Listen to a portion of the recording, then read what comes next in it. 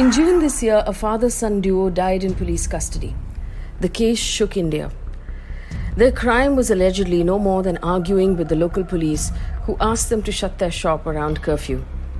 Citizens who read about the case asked what could have possibly driven the police to beat two innocent men to death in the course of just one night. The answer runs very deep. For decades, India has absorbed case after case of police brutality, torture, and extrajudicial killings. Every year, there are cases of Indians that are killed in what activists call fake encounters. And conversations around police brutality during the lockdown, coupled with the shocking details of the Vikas Dubey encounter in Uttar Pradesh and the encounter of the 4 rape accused in Hyderabad earlier this year, point to one thing. The average Indian citizen is losing faith in the police and the justice system. There's a failing confidence in the police's ability to prevent crime, and an increasing sense of nervousness and fear when having to interact with men in uniform. The Sushant Singh Rajput case has been heavily politicized, and irrespective of which side of the story you believe that either the Mumbai police or the CBI is politically motivated and corrupt. That doesn't leave our cops covered in glory. But where are the solutions for us as citizens? Are we to live with things the way they are? Former super cop Julio Ribeiro has tackled the underworld in Mumbai and the Khalistani terror in Punjab. And he served as Mumbai Police Commissioner, DGP Gujarat, DGP Punjab. And he believes the solution lies in breaking the link between politicians and the police. He's been pushing for police reforms for at least 4 decades, when in uniform and then as a retired advisor. This is his solution.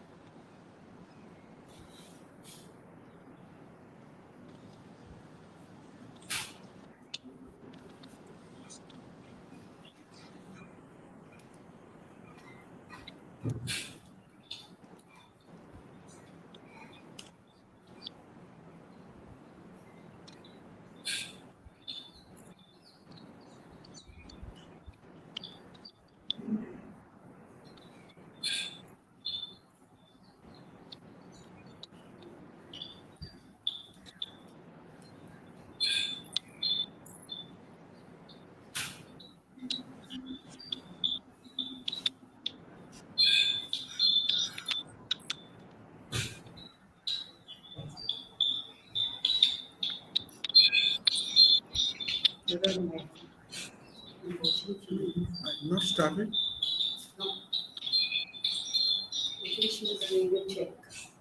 She Brown?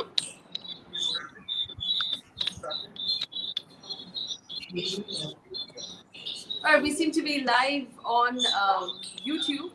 We're just checking the sound on a couple of things. I'm very happy to bring to you this wonderful show. It's a new show that we're doing called Police Dialogues. Now, this is a conversation that we will have over the next 4 or 5 weeks with some very experienced, very qualified people in this space.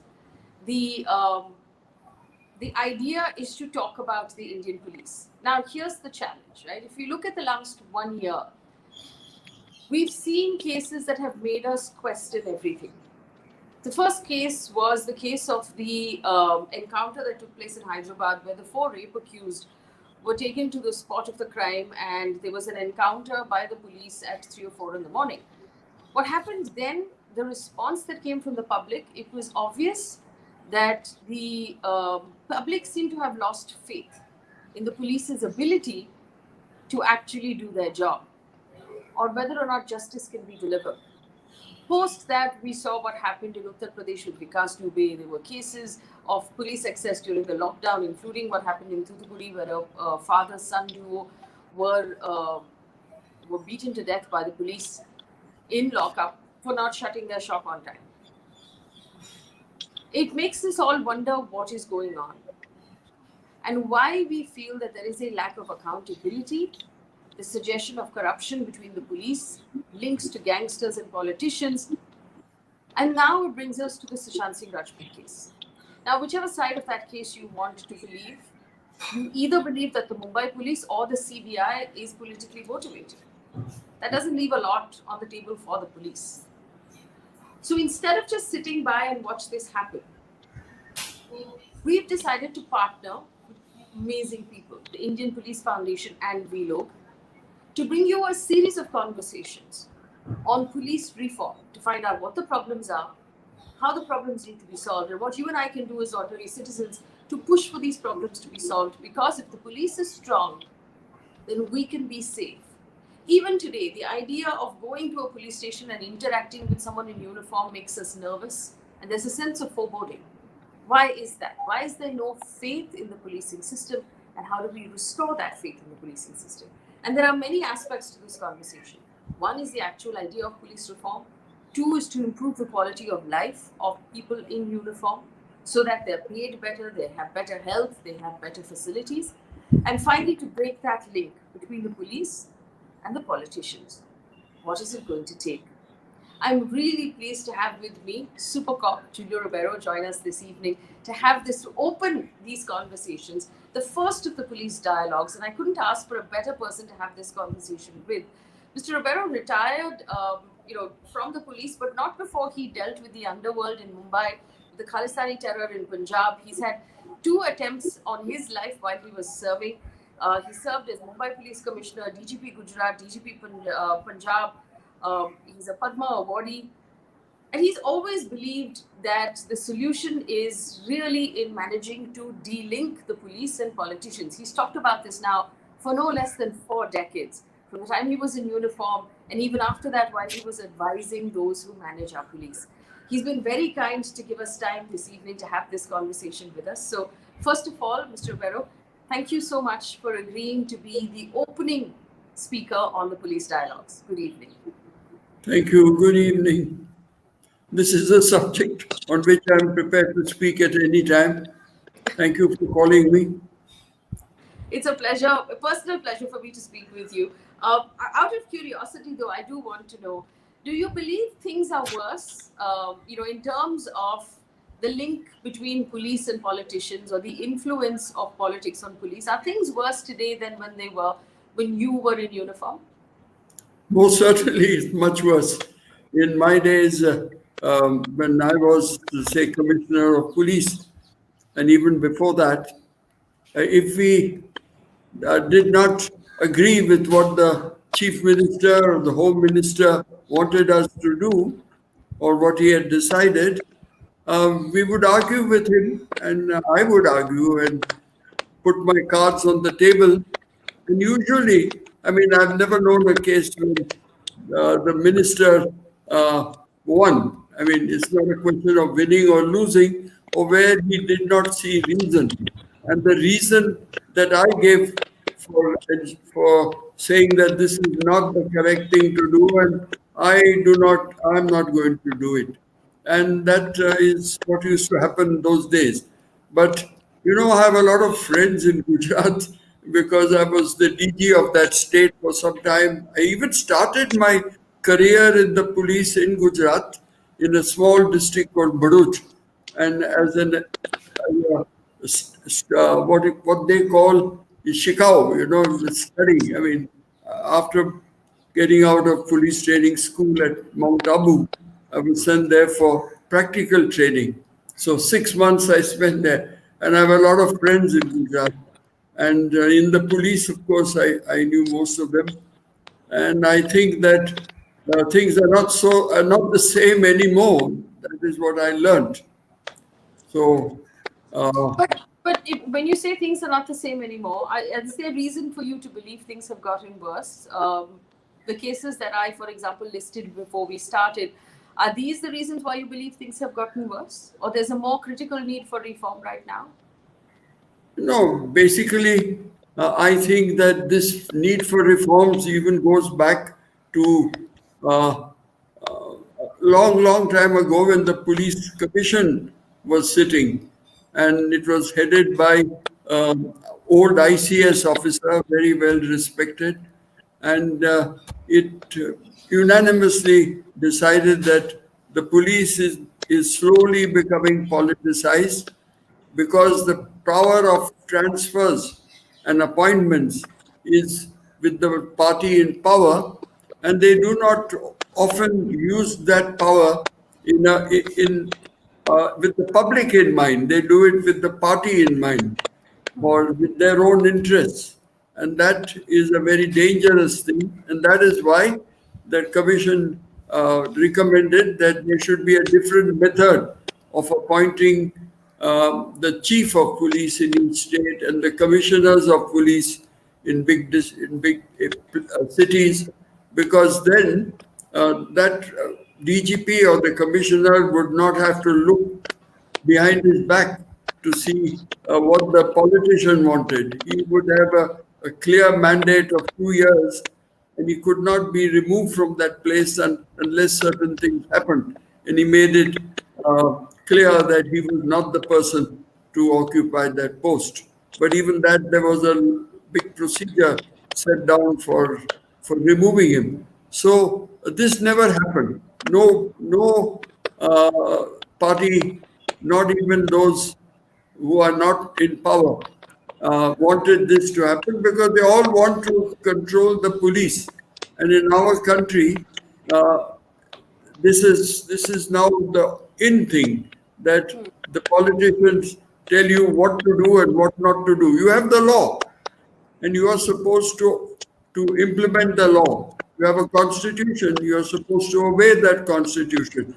But when it comes to their interests, I mean, they'll tell you do this and do that, shut your eyes to this and shut your eyes to that. I think the biggest incident in India recently, which made me feel that, my goodness, if police reforms, if the police was depoliticized and not made to follow the dictates of the political party in power, this could not have happened. And that is the Delhi riots, more than that, the Gujarat riots of 2002, where there's evidence to show that a politician, I mean a minister from the ruling party, sat in the DGP's control room. Another one sat in the police commissioner's control room. I mean, how could that happen? So I asked the DGP at that time, because after 15 days, within 15 days, I went to Ahmedabad to see why this had happened, why had the police failed.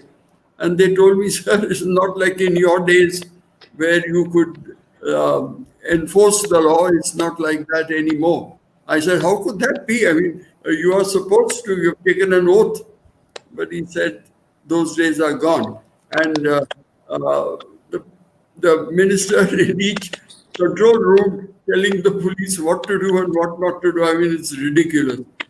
So I would not have agreed to that part of it, at least. The rest is, of course, history, how the people were killed mercilessly. And that could never happen, as the Prime Minister also mentioned, that this is not acceptable. And yet it was accepted. And things like that are now not of that scale, I agree, but it could happen again unless the police is depoliticized. And it doesn't have to depend on the politicians in power for their own seat. And this you had, Mr. Romero, you had in a recent letter that you wrote to all IPS officers, you wrote an open letter, and you asked that they do something before, if they don't want India to become a police state. Yeah. Do you believe that that's the risk right now that we're facing, that India might become a police state? Would you explain to our audience what you meant by that? Well, in a police state, the police do whatever they want and they get off with it. Now, you have seen this case of those four boys who were killed in Hyderabad. And even till today, we do not know what is the evidence that the police had collected to show that they were the people who had committed that offense. could be just four ruffians sitting on the in that area. When the police is sort of pressurized is by the people, by the politicians to investigate successfully some sensational case, then they might very often do this, a fake case and say that these are the boys, and we can never be sure. Now, it's not like the case of that girl in Delhi, where all the evidence was very clearly shown to you that these are the boys, and finally they were executed.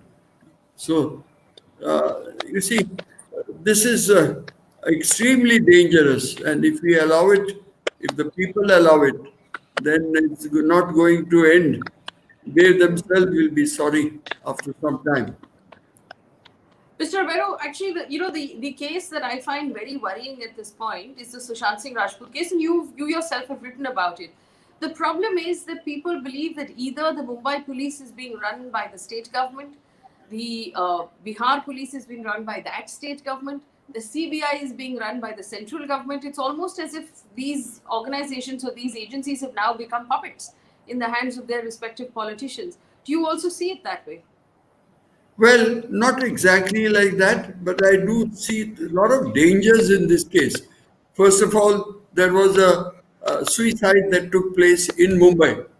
That it was a suicide and not a murder could be seen by the fact that the body of the actor was there splendidly alone in his own bedroom, and a locksmith had to be called to break open that lock in front of so many people.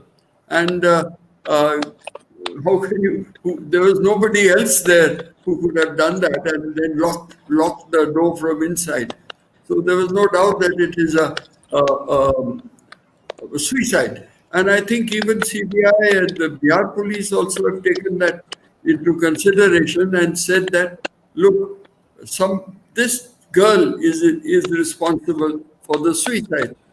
Now, when you say that somebody else is responsible for the suicide, I think you have to show that that person has done something positive to say that you have to commit suicide, instigate the person to commit suicide. Well, that is a difficult proposition to prove. But what I fear in this case is that the Bihar police, in order to, for reasons that they themselves must know, of course, they were pressed by the politician to register an offense in Bihar. Now, I mean, there's nothing that basically in law stops them from registering an offense, but they can't investigate the same facts as the police in the jurisdiction in which the death took place. That is the police station. So another police station in Mumbai could also not take up this investigation unless it was given to the CID or to the CBI. Now, nothing of that sort took place, and they were carrying on the investigation. But in this particular case, they are making new law, new procedures. You are registering an offense there, and you come to Bombay to investigate it. I mean, this would cause chaos all over the country. Every state would now think of registering offenses in there when they find that it gives them publicity, or that there is some political battle to be won by doing such a thing. But see the effect on the police forces. They'll have people from all over. I don't know how others also didn't get this idea and decide to register an offense and come here.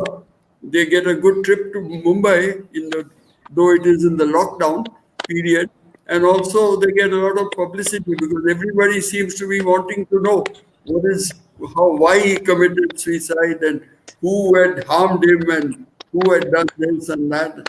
And these cases which are being taken up as abetment to suicide, they are very.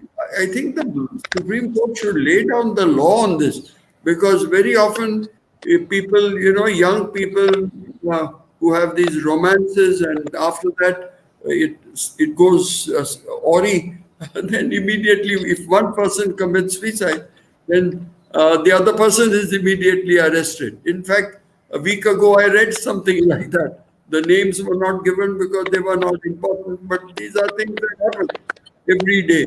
And I don't think that this is the intent of that law on abetment to commit suicide.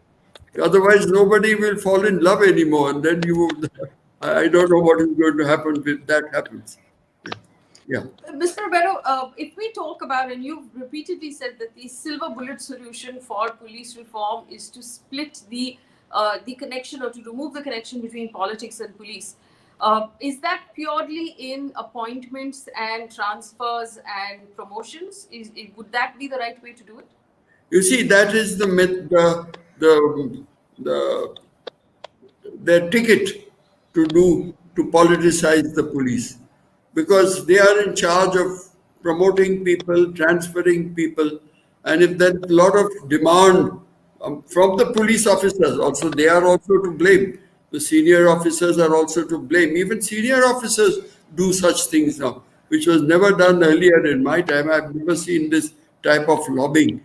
You know, there was a young man in my own building who was staying there, and he was lobbying furiously. And when I'd come back from Romania, and I saw that, and I then cornered him because I knew him since he was a small young boy. And I said, "Why are you doing this? You're selling your soul. Once you lobby and you get appointed by your patrons, then you have to repay. And they will demand all sort of things from you, and you will not be able to refuse. How are you going? And then the people will suffer." So, but he said, everybody is doing it. If I don't do it, I will be left out. So I was surprised when he said that everybody is doing it. It is such deterioration in standards I could never accept, could never believe. Yeah. So, unfortunately, Mr. Romero, that disconnection needs to be made by the police, by the politicians themselves, right? The rules have to be changed by the politicians. Do you think any of them would be inclined to do so? No, they will not be. None of them will be inclined to change this rule. They want the police to do such things which they are not supposed to do. And you have seen this happening all the time.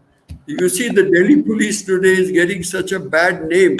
Even my old colleague from Punjab, Mr. Rajinder Khanna, was an eminent man, eminent IAS officer for whom I have the greatest respect. He wrote an email to me that what is happening to the police force? Do they have spines anymore? And they're just doing whatever are told to them. I mean, I'm shocked that such things should happen. That you make black into white and white into black. You arrest people who have just peacefully protesting, and you let off people who have actually on television said things that they should never have said, most irresponsible things, and which obviously set off passions. And they didn't even win the election after that. They thought perhaps they would divide the electorate on religious lines, and it failed to do that. So, and yet it goes on, and I think it is extremely dangerous as to what is happening, and even the party that is doing it should rethink. I think they have done many good things also. I don't deny that, because it's wrong to deny what is positive. But the point is, this negative things will finish them off. At least finish the country, if not them. Yeah. So, Mr. Barrow, what needs to be done if you were to say that, okay, if civil society does these things or goes forward and demands certain things, what can we do as ordinary citizens to move closer to a better policing system? See, I've seen today our Prashant Bhushan's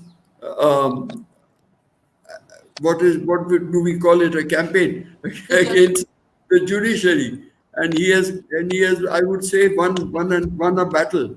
When I came back from Romania, I went to see my old friend Justice Dharmadhikari, whose son has just resigned from prematurely retired from the judiciary because he was made Chief Justice in some other state, but he didn't want to leave.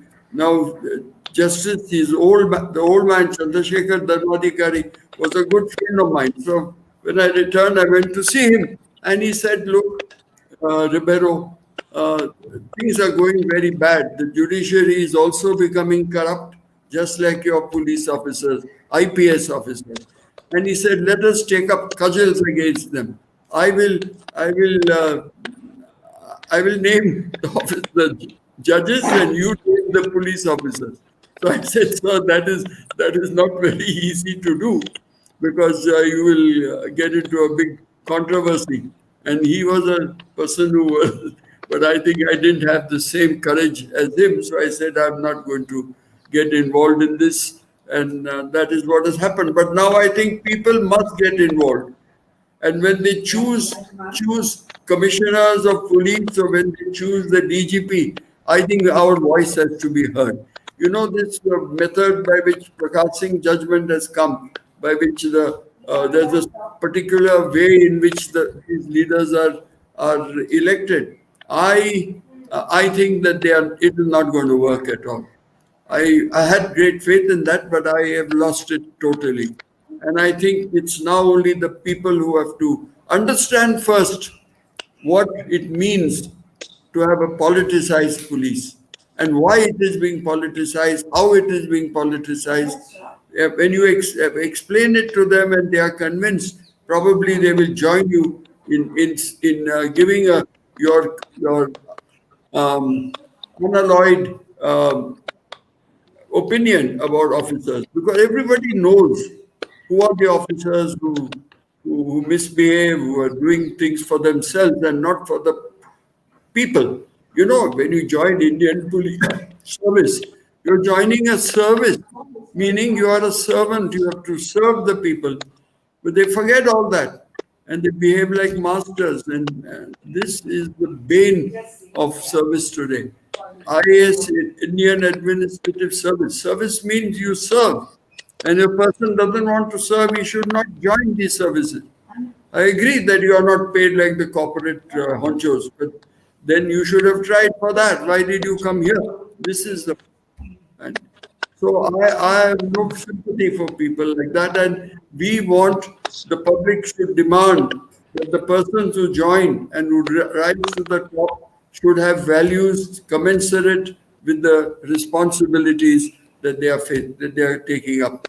But there are people who are being appointed just because they are going to do what the political party in power wants, which is very dangerous. Yeah. Yeah. But we have comments coming in. Ashit Khan says, totally agree with Julio Ribeiro's views that politicians and police must be separate. Joydeep Biswas says, my favorite super cop, an upright, honest officer and a gentleman. It's lovely to hear him speak. So a lot of people appreciating your points of view, Mr. Ribeiro.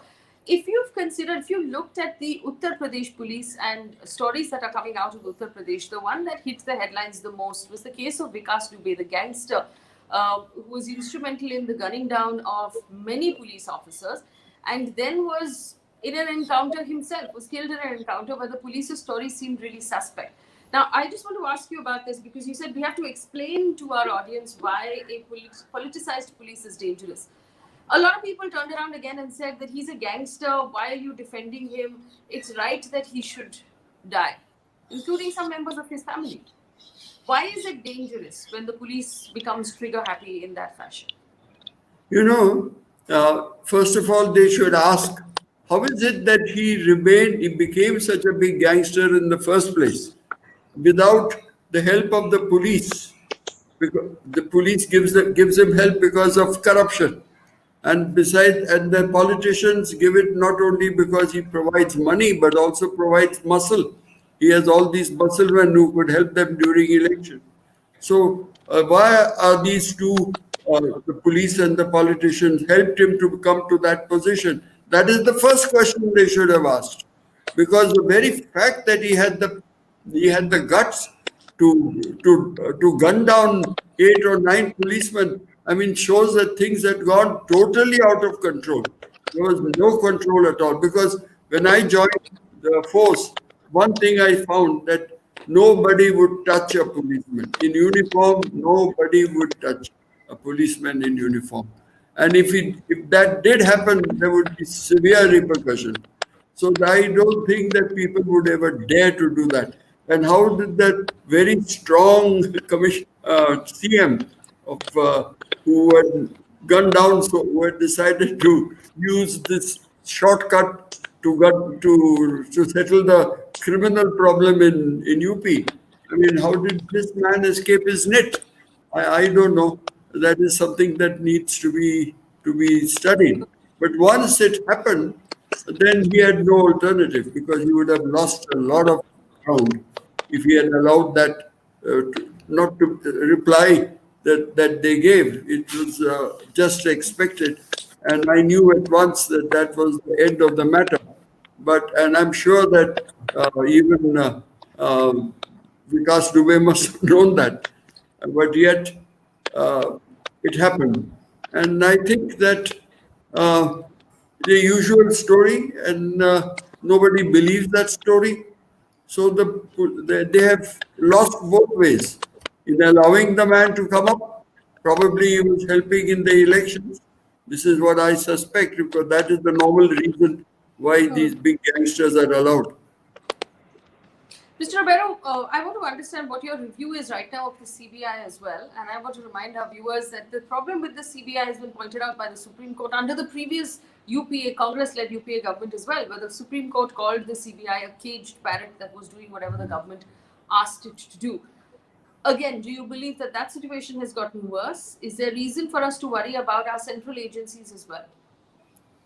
You know, it's a very sad day that the CBI also has become involved in politics. I mean, not in politics as such, but they are also being asked to do things which they are not supposed to do. They were a very, very, a top-class investigative agency. And I know some of the great officers who headed the CBI and how it was grown, it was nurtured. But now, unfortunately, it is being used for political purposes, and I'm really sorry that this is happening. All institutions, of course, are under threat, and the police, of course, has already been captured, and the bureaucracy also more or less captured. The media, that also your audience, you know it, how it is being captured. Now we are only hoping that the judiciary remains firm. And now recent judgments, so some of the judgments that have come out of the Delhi High Court in particular are very, very encouraging. And I think that the one in Aurangabad bench of the Bombay High Court was a very encouraging judgment. It's not the judgment itself that I'm bothered about, but about the fact that there are judges who are willing to stand up. There are no policemen today, very few who are willing to stand up, but they'll have to resign. And just like Sharma resigned from the Gujarat police, one of the best officers we had. I mean, I really worry for this country. Well, would you elaborate a little more on the officer from the Gujarat police who is, and officers right now? The other problem is, of course, that they are not given postings if they're not willing to toe the line of the politicians. And it doesn't only happen in Gujarat, it happens in Maharashtra, it happens in other states as well. But an honest officer finds it very difficult to survive in this system. We have cases of honest officers who are without postings at this point because they're not willing to toe the line. Yeah, there is this boy, Sadanand Date, one of the best officers we have in Maharashtra. And he just twiddling his thumb for the last 6 months. I'm surprised, especially in this COVID time when there's lockdown, there are shortage of officers. And he has a good one, very, very good one. I remember the other boy, Lakshmi Narayan, he just resigned and went off. I mean, he was just being kept in the wings and not given anything, which he was very capable of doing and very. You see, this is what is happening. The boy that I talked about from Gujarat was one Sharma, and he was in charge of a district. He did not allow, the mobs to go. What is the word for it? Amok. To run amok. He didn't allow them to do that, and he was transferred out because possibly as a punishment for not allowing for doing his work. So he left. He had no alternative because he knew that he was now going to be uh, a persona non grata. So this is also a problem. Yeah, You I think think civil society should speak up for officers like Sadanand Dadri? there are. I'm sure people get their, but people normally don't want to get involved in these matters. That is, I find that in general that somebody will have to tell them that look, this is our future. If we don't get involved, we will be um, at the deep end. And this is, do you want to swim in the deep end? I don't know. You should be able to be a very good swimmer if you want to do that. So effectively, Mr. Ribeiro, what you're saying is that if, as civil society, as ordinary citizens, if we don't speak up for honest policemen, if we don't question appointments and transfers and promotions on merit, then we are risking our own safety and our own society. Is that correct? You know, many of the things you can't go into the details of these transfers, but certainly there are people who are being appointed who you know are going to work for themselves or for the party in power, not for the people. So why can't we all get together and say that this is not what we expect from our government? We want good policing. We want a policing that respects the law and the constitution. And I think it can be done. I mean, there are a lot of people who have done these things. And why can't you do that? There are, you know, people know you can't fool the people. That much is certain. I've learned it right through my career. You can never fool the people. If you even sneeze, they know it because you're the what they call the Batman or the orderlies. They will tell everyone. They tell their own families. They tell their friend, and it goes around everywhere that the officer is like this and is like that. So I think that these things cannot be hidden. And if the officers feel that they can get off with it, they are very, very stupid. Yeah. And uh, so why can't we, as citizens who are going to be at the receiving end of the service provider is the police for your security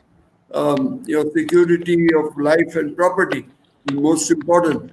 And then why can't we say we want a proper person at the head? Because if you get a good leader, you can't stop corruption and illegal things being done, but you can certainly reduce it.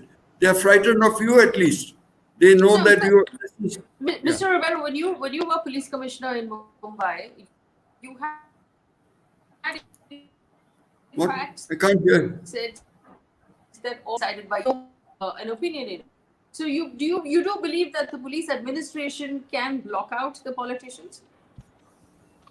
No, in my days it was different because you know we didn't have leaders who will not tolerate dissent. Whereas in my days I worked mainly with uh, Congress governments. Incidentally, only once with the Akalis in Punjab. And even whenever I disagreed, the most difficult person I worked with was Mr. Antule. And even he didn't oppose me when he wanted me to post somebody. And I said, look, if I post that fellow there, I am not responsible for what happens in that area. He got taken aback, and that was the end of it. Because you know, you bullies, you've got to be also a sort of bully yourself. So it's, but you could do that and get away. I don't think they can get away now. This is the difference. This is the difference that you. Yeah. So even the police administration, in your opinion, then the commissioners, the DGPs are helpless because they won't be able to really stand up to the politicians in this environment.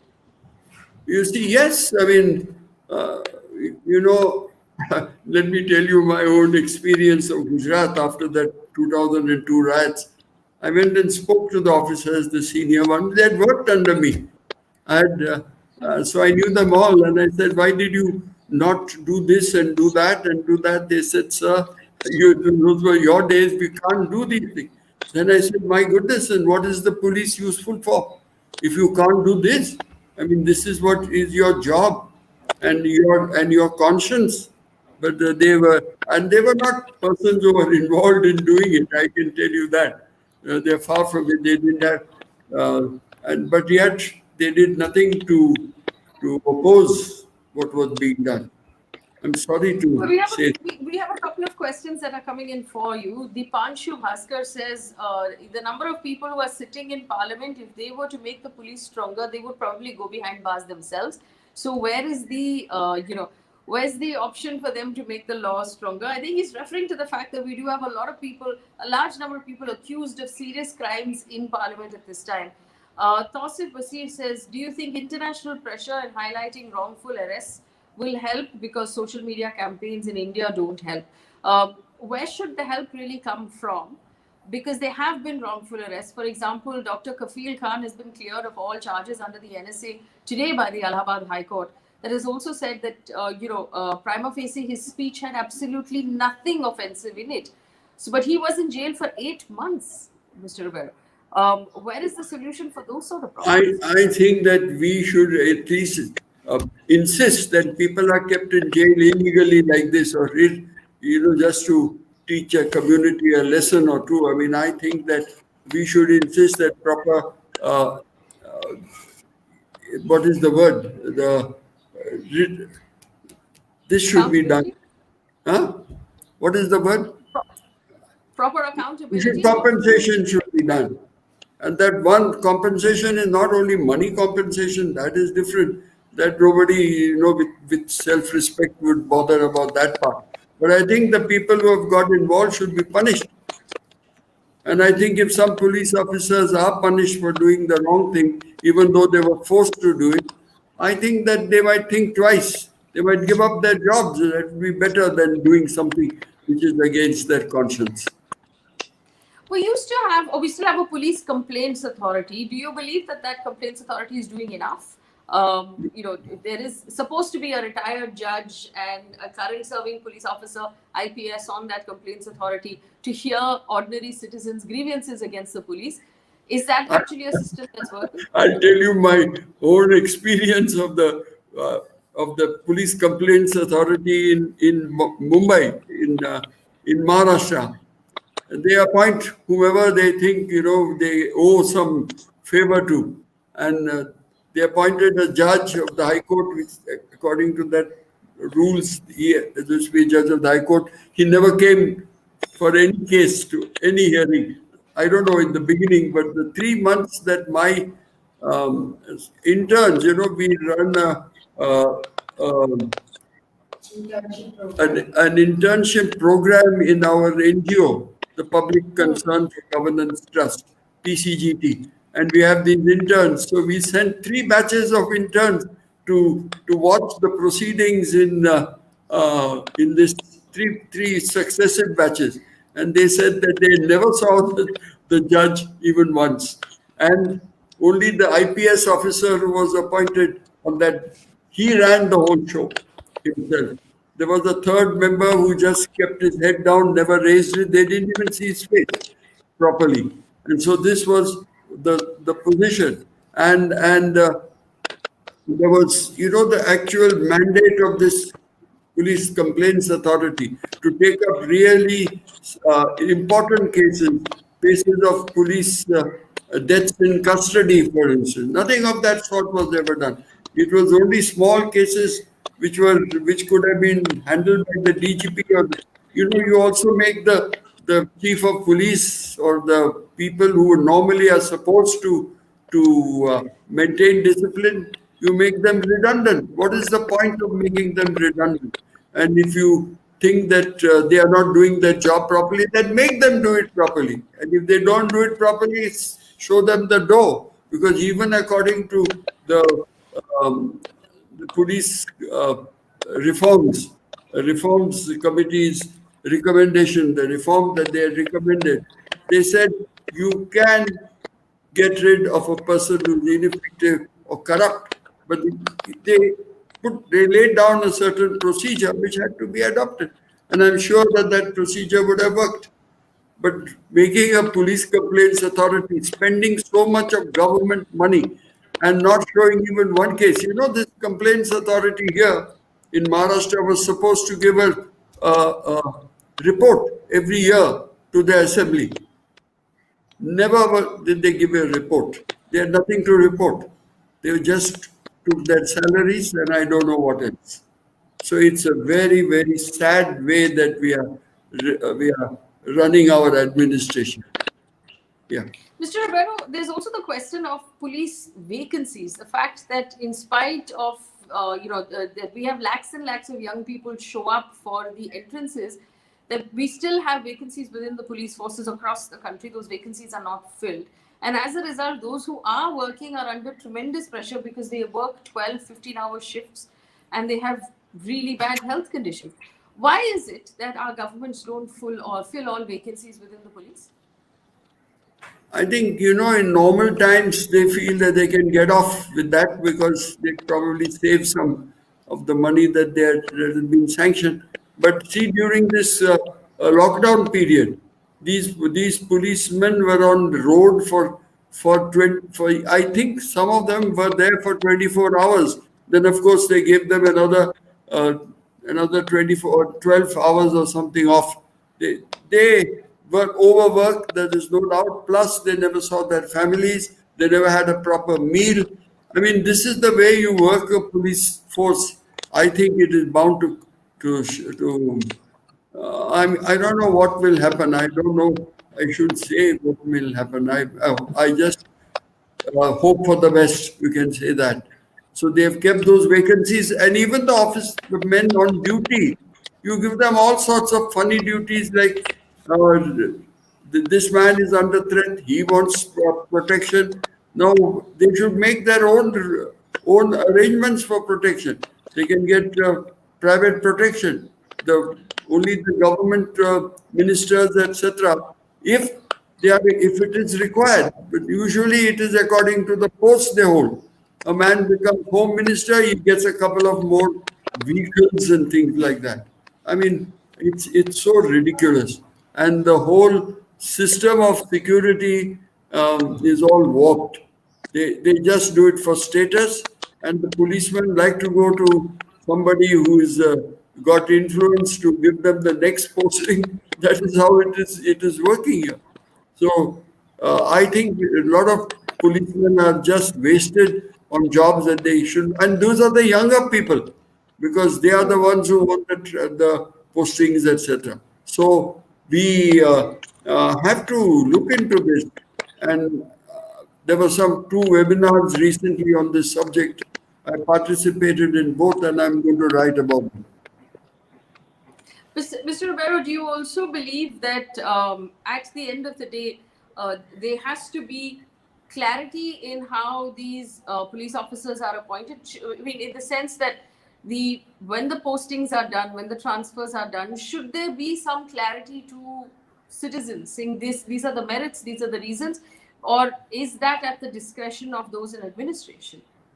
You see, this is what we had said, that there should be a committee of the most senior officers, 3 or 4 of them, who would, just like your collegium in the Supreme Court. That is how we would do these postings. And it is being done in that manner. It is being done, but what they just tinker with it. For example, they put in the senior officers posting, they will put the special secretary, the additional chief secretary also in charge of the Home Department as the head of that committee. I don't know why, because he's going to finally give his opinion to the minister. So it should be only a departmental affair. Whereas if you put a bureaucrat there, I mean, that means that whatever the bureaucrat has been told by the minister is going to be the decision taken. I mean, this is ridiculous. But they do all these things in order to circumvent the sting of the arrangement. And so the arrangement loses its sting. That is how they are very clever in doing it. Very clever. I'll tell you one interest. Yes. Have you time for me? Go ahead. Yeah, that Anna Hazare had a big that what he used to do very well, the hunger strike. He had it Azad Maidan wanting that this matter of transfers should be uh, legislated properly. So the legislation was done in such a way that everything had to go to the Mantralaya. Now there was a inspector who was playing havoc, and I am of course a retired man, but my Mohalla committee people came to complain to me saying that this fellow is doing this and doing that. So I phoned up the commissioner, and the commissioner agrees with me and agrees with them that he is a rogue. So I said, but what have you been doing about it if he is a rogue? He said, I've written to the government. Is there the commissioner writing to the government and not able to discipline his own inspector? I'm surprised. I think that this is going to be the death of this system So itself. you're actually saying, if I've got this correctly, you're saying that from the time you were in uniform till now, various IPS officers serving as commissioners and DGPs have conceded ground and conceded power to the government over the years, to a point where now the government holds all the power. In this particular case that I told you, it is not the officer who was seated. The law was made. A law was made about transfers. And in that it was said that, if you do this and do that, and if this happened, that happened. So every case has to go to them. And then, of course, politics takes over. So this is how it is run. In my time, there was no such this. If I said that somebody is creating problems, I call him and I said, look, I'll really finish you off. And the fellow stops doing all that because he knows the commissioner can finish him off. The commissioner I went to was capable of doing that, and he would have done it, but unfortunately he didn't have the powers that have been taken away. How can you take away? Suppose there is war, and you tell a general to put this man there and that man, you will lose all wars. We are losing wars every day on the streets of Mumbai because of this. Do you think in a situation like this, the police in any state, including the CBI, would ever have the ability to investigate someone who is in power in government right now? No, as soon as he is defeated, like Mr. Chidambaram, then only they take it up. But otherwise, when he is in power, they certainly will not do that. There's no way by which they can do it. They're not in house. They won't dare. They won't do it, even if they are allowed. So because they all know which side their bread is buttered. This is the misfortune of our system. So, on a larger question, then, Mr. Ribeiro, if we consider the pillars of democracy being the executive, the legislature, the judiciary, and then if we want to still consider the media as a fourth pillar, and I personally do, what you've said effectively is that the legislature, which happens to be government, has actually become more powerful than the executive and the media. There's only the judiciary now standing in its way, possibly. I didn't get your first part of this. Sorry, I think Where does this leave our democracy if neither the police nor the media are willing to take on government that is currently in power?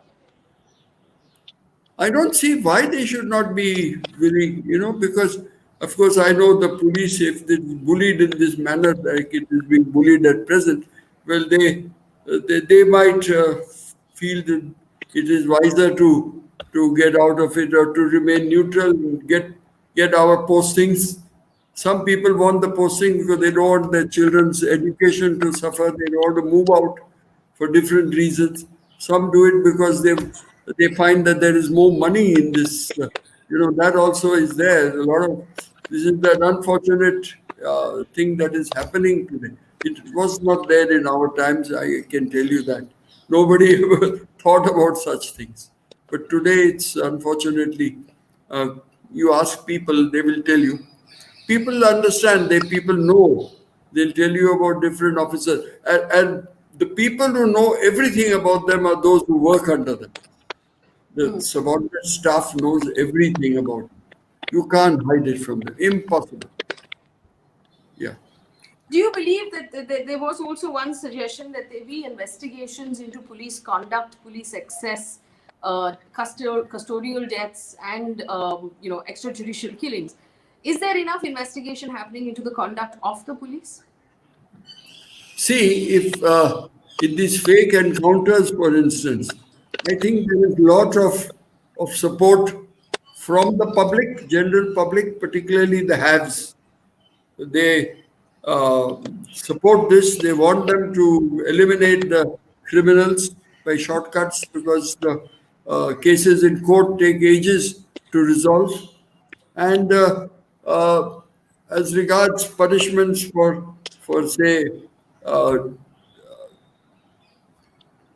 brutality, etc., those are usually papered over even by officers at the top because they know that number one, they haven't done it for themselves. Now, for example, the one in Tamil Nadu, those officers took umbrage that these chaps gave them a piece of their mind.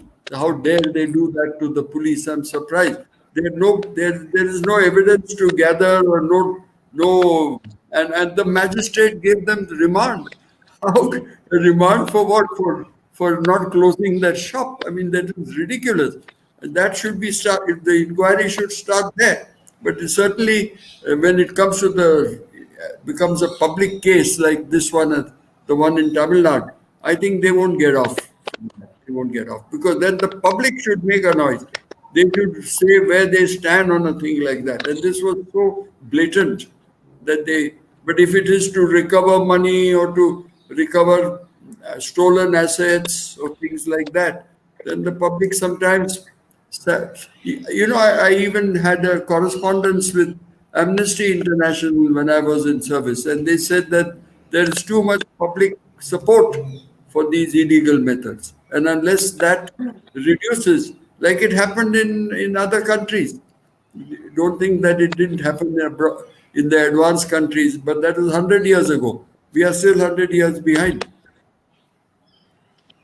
But Mr. Rivero, there is the Black Lives Matter movement that's happening in the US right now on police success against people of color. Yeah. And it has picked up a lot of steam. It has reached a point where it is an active, point of election in the forthcoming presidential elections of the, of the US. Do you think that, again, in India, these things should become important enough to be discussed in election campaigns? Police reform, changes that will be brought in, vacancies that will be filled up, that we as civil society should vote on these matters. And until then, Yes. we're probably not going to get change. We should, but number one, it doesn't affect the poorer sections who are the major voters, major part of the electorate. They are not bothered about this. But the middle classes, the ones who have something to lose financially, they are the ones who support all this. So they are not going to go and make a noise. So unless people come in a huge, like they've come in this Tamil Nadu case, like that, if people come, I'm quite sure that they will have to rethink on their strategies. Now, for example, that Dubey, what is his first name? Vikas Dubey. Vikas Dubey. Yes. Mr. Yogi Adityanath knows that if he had not allowed this to happen or told that it must happen, he would lose out. Now he has got back the fact that the policemen were killed, etc. That would have brought his support down. And whereas by doing this, his support has gone up because people in Uttar Pradesh think that these criminals should be knocked out. So this is how. But they don't ask why he was knocked out earlier, because he had been knocking out other smaller gangsters. So why did he leave this guy? So that kind of thing should be asked of him. Yeah. There is a question that's coming from Swati Prabhu. It's an interesting question. She says, "What is your take on muzzling of defense? Is the police being used to muzzle dissent?" I beg your pardon. She says, "Brutality of the Delhi police on students inside of JNU and Jamia. The police actually went inside the college and did a lathi charge. What are your comments in that matter? Is the police effectively being used as a weapon to crush dissent?" It is, of course, it is that the government is doing is very clear. I don't think they want to hide it even. Because see, all those things, say in JNU, was shown on the television. And it is also true that the first batch of hooded attackers were probably left oriented students, because that student president, she herself went and took them inside. So that was seen on television. But the reply to that was definitely helped by the police. That you could see that also on television. And it is not the job of the police to sort of get involved in politics to this level. I don't think that it was right, even on the part of those who call them in or ask for their help.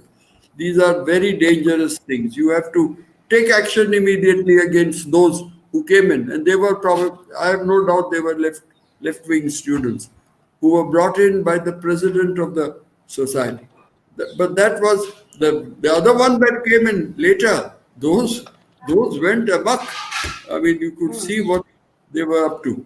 So those have not been caught, and they have not. A slightly sensitive question. If I may ask you this, there is of course political, influence and political power that's exercised over the police. But the police is also required, when they put on their uniforms, to not have a bias against any community, not have a bias against any caste, not perhaps carry their own biases into their jobs. How difficult is it for that to happen in reality?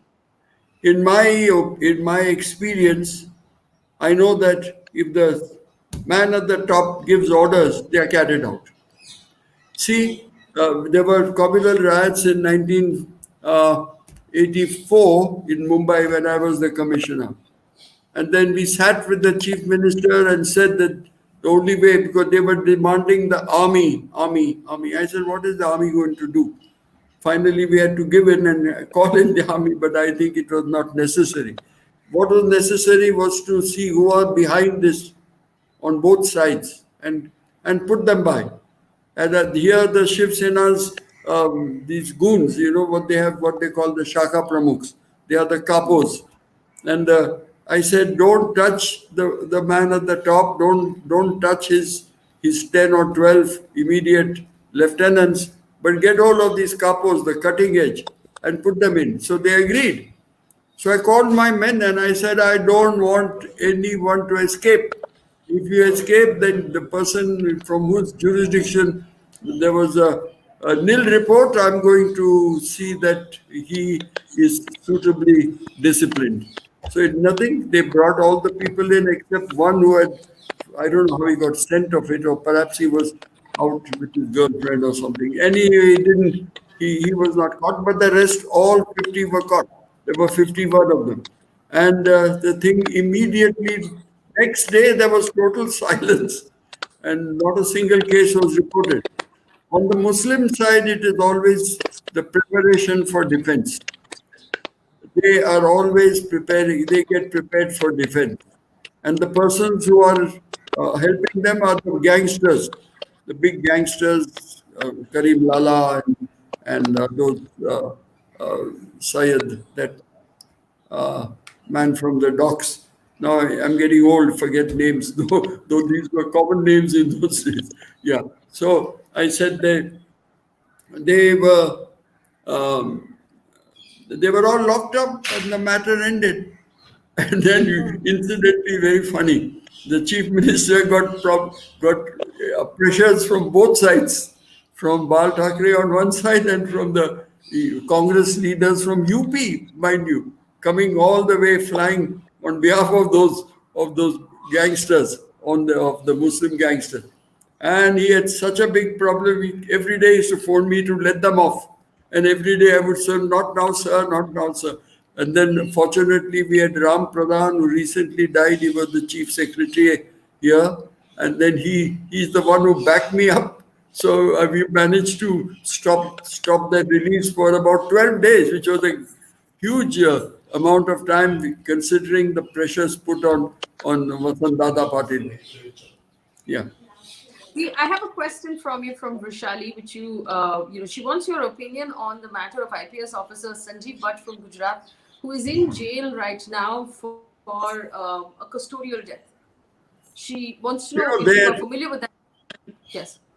Well, I only know that there are so many cases registered of deaths in police custody.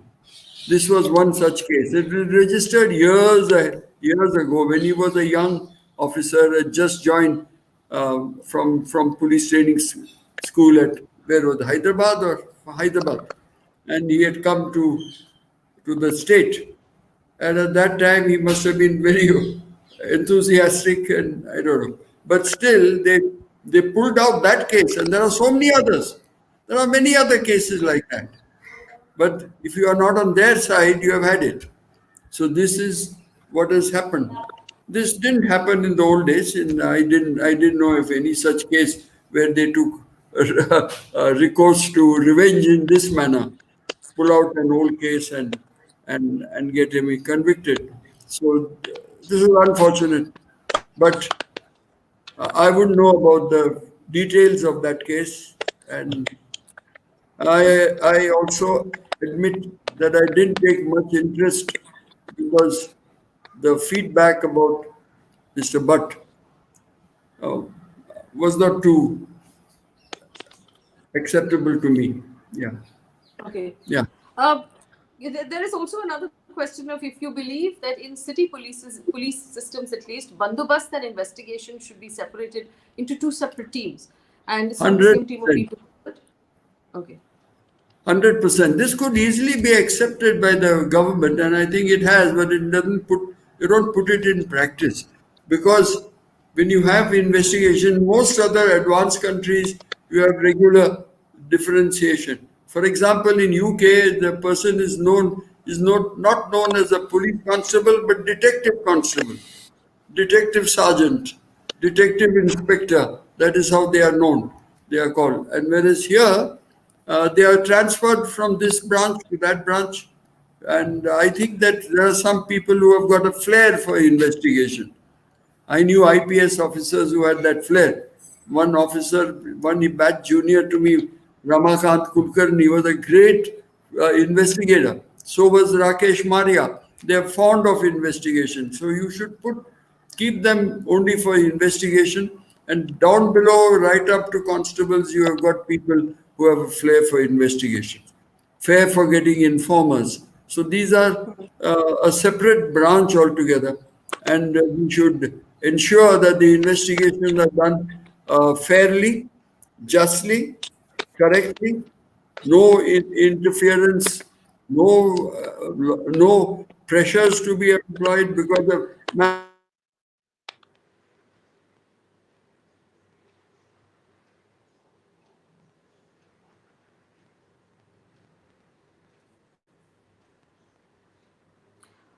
Well, we seem to have lost that connection. We'll try and get Mr. Romero back. But he was just talking about how, as a civil society, we should be more active. We should demand better justice. We should demand better action from our police. We should be interested in who's being posted in the police and where, and we should take an interest in the welfare of the police as well. Um, we and you know we, There's Mr. Vero's back. Mr. Vero, would you say the final note we should leave our audience with is this: that as civil society, we should take a keener interest in the welfare of the police, in the transfers and the promotions, and what is being written about and what is being written from inside the police? You see, these transfers and promotions, people will not jump into it until they are convinced because they do feel that the police is itself quite venal at most times. But during this lockdown, there was a lot of support and lot of sympathy for the police, for the policemen, and many of them died. As you know, in Bombay city itself, more than 60 or 70 of them died, and in Maharashtra, double that number. I mean, that is the whole number would have been double that figure. So about 150 odd have died all over Maharashtra, half of them in Bombay city. So people have that sympathy, and they even came forward in the webinar I attended. There was three-time elected MLA who said he would take it up in the assembly, he would take it up with the chief minister and see that at least their housing demands are met, because that requires government financing.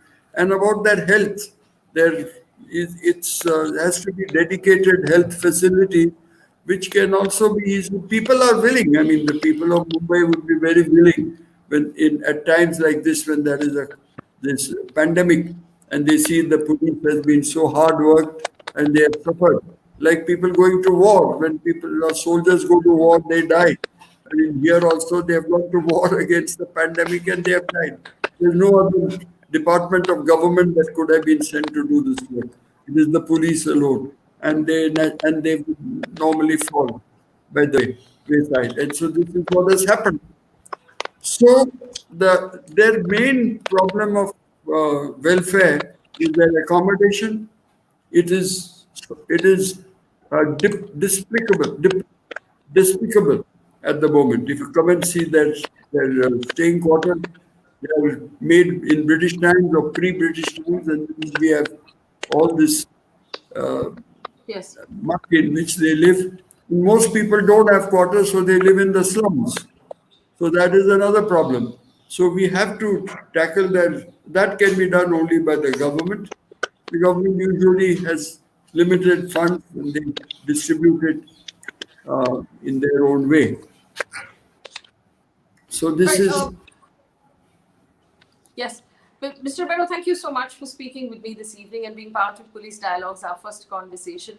As civil society, of course, the least we can do is look around and demand that the government allot better housing, better facilities, better healthcare facilities to the police, take a keener interest in stories about the police, about their welfare, about their promotions and transfers to the best we can, and push somehow for it to be part of election mandate as well. So we're holding our politicians accountable for what happens with our police. Julia Rivera, they're talking about why police reform right now is extremely critical. We will be back every week at 5 o'clock on Tuesday evening to talk to other members retired from the police force who understand various aspects of what's going wrong with the police force, how those changes can be brought in, and what those changes are. So I do hope that you will join us every week, because at the end of the day, we have two choices.